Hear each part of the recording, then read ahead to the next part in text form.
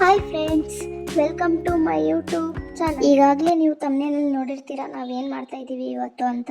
So ಬನ್ನಿ ಇವತ್ತು ಮದುವೆ ಸ್ಟೈಲ್ ಸೊಪ್ಪು ಸಾಂಬಾರು ಮಾಡೋಣ. ನೀವು ಒಂದ್ಸಲಿ ಟ್ರೈ ಮಾಡಿ ಆ್ಯಂಡ್ ನಮ್ಮ ಚಾನಲ್ ಸಬ್ಸ್ಕ್ರೈಬ್ ಮಾಡಿಲ್ಲ ಅಂದರೆ ಸಬ್ಸ್ಕ್ರೈಬ್ ಮಾಡಿ. ನಾವಿಲ್ಲಿ ಪಾಲಕ್ ಸೊಪ್ಪು ತೊಗೊಂಡಿದ್ದೀವಿ. 4-5 ಜನಕ್ಕಾದರೆ 1 ಕಟ್ ಸೊಪ್ಪು ತೊಗೊಳ್ಳಿ. ನಾವಿಲ್ಲಿ 8ರಿಂದ 12 ಜನಕ್ಕೆ 3 ಕಟ್ ಸೊಪ್ಪು ತೊಗೊಂಡಿದ್ದೀವಿ. ಇಲ್ಲಿ 4 ಟೊಮೊಟೊ ತೊಗೊಂಡಿದ್ದೀವಿ. ಈ ಥರ ಕಟ್ ಮಾಡ್ಕೊಳ್ಳಿ, ಸಣ್ಣದಾಗಿ ಕಟ್ ಮಾಡ್ಕೋಬೇಡಿ. ಈರುಳ್ಳಿ 2 ತೊಗೊಂಡಿದ್ದೀವಿ. ಒಂದು ಬೇಯಿಸೋಕೆ ಹಾಕಬೇಕು, ಒಂದು ಒಗ್ಗರಣೆಗೆ ಹಾಕಬೇಕು. ಈರುಳ್ಳಿ, ಬೆಳ್ಳುಳ್ಳಿ 2 ತೊಗೊಂಡಿದ್ದೀವಿ. ಇದು ಕೂಡ ಒಂದು ಬೇಯಿಸೋಕೆ ಹಾಕಬೇಕು, ಒಂದು ಒಗ್ಗರಣೆಗೆ ಹಾಕಬೇಕು.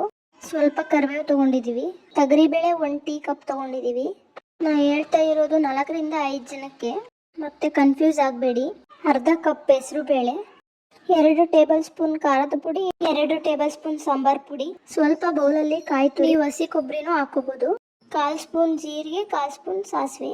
ನಾವಿಲ್ಲಿ 10ರಿಂದ 12 ಜನಕ್ಕೆ ಮಾಡ್ತಿದ್ದೀವಿ. ನೋಡಿ, ಮನೆಗೆ ಯಾರಾದರೂ ಗೆಸ್ಟ್ ಬಂದಾಗ ಈ ರೀತಿ ಮಾಡ್ಬೋದು. 10ರಿಂದ 12 ಜನಕ್ಕೆ ನಾವು 10 ಟೊಮೊಟೊ, 5 ಈರುಳ್ಳಿ, 4 ಬೆಳ್ಳುಳ್ಳಿ, ತೊಗರಿಬೇಳೆ 1 ಬೌಲು, ಬೇಳೆ 1/4 ಬೌಲು. ನೀವು ಕೊತ್ತಂಬರಿ ಸೊಪ್ಪು ಕೂಡ ಆ್ಯಡ್ ಮಾಡ್ಬೋದು. ನಿಮ್ಗೆ ಏನಾದರೂ ಕನ್ಫ್ಯೂಸ್ ಆದರೆ ನಾನು 10ರಿಂದ 12 ಜನಕ್ಕೆ ಮತ್ತು 4ರಿಂದ 5 ಜನಕ್ಕೆ ಡಿಸ್ಕ್ರಿಪ್ಷನಲ್ಲಿ ಇಂಗ್ರೀಡಿಯೆಂಟ್ಸ್ನ ಆ್ಯಡ್ ಮಾಡಿರ್ತೀನಿ, ಪ್ಲೀಸ್ ಚೆಕ್ ಮಾಡಿ. ಬನ್ನಿ ಇವಾಗ ಹೇಗೆ ಮಾಡೋದು ನೋಡೋಣ. ಕುಕ್ಕರ್ ತೊಗೊಳ್ಳಿ. ಇದು 4ರಿಂದ 5 ಜನಕ್ಕೆ ತೋರಿಸ್ತಾ ಇರೋದು. 1 ಕಪ್ ತೊಗರಿಬೇಳೆ, ಅರ್ಧ ಕಪ್ ಹೆಸರು ಬೇಳೆ, ನೆಕ್ಸ್ಟ್ ಟೊಮೊಟೊ ಹಾಕಿ, 1 ಈರುಳ್ಳಿ ಹಾಕ್ಕೊಳ್ಳಿ, ಒಂದು ಉರಿಯೋಕ್ಕೆ ತಿಳ್ಕೊಳ್ಳಿ. ಬೆಳ್ಳುಳ್ಳಿ ಕೂಡ 1 ಹಾಕ್ಕೊಳ್ಳಿ, 1 ಉರಿಯೋಕ್ಕೆ ತಿಳ್ಕೊಳ್ಳಿ. ಇವಾಗ ಪಾಲಕ್ ಸೊಪ್ಪು ಹಾಕ್ಕೊಳ್ಳಿ, 2 ಕಪ್ ನೀರು ಹಾಕ್ಕೊಳ್ಳಿ.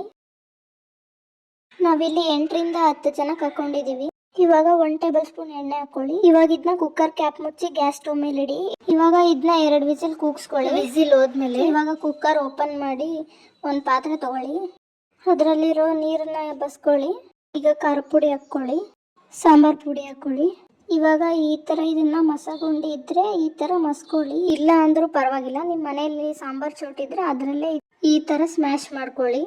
ಈ ಥರ ಆಗೋವರೆಗೂ ಫುಲ್ ಸ್ಮ್ಯಾಶ್ ಮಾಡ್ಕೊಳ್ಳಿ. ರುಚಿಗೆ ತಕ್ಕಷ್ಟು ಉಪ್ಪು ಹಾಕ್ಕೊಳ್ಳಿ. ಈಗ ಅವಾಗಲೇ ಬಸ್ತಿಟ್ಕೊಂಡಂಥ ನೀರನ್ನ ಹಾಕ್ಕೊಳ್ಳಿ. ನಿಮಗೆ ಸಾಂಬಾರು ಎಷ್ಟು ಬೇಕು ನೋಡಿ ಅಷ್ಟು ನೀರನ್ನ ಹಾಕ್ಕೊಳ್ಳಿ.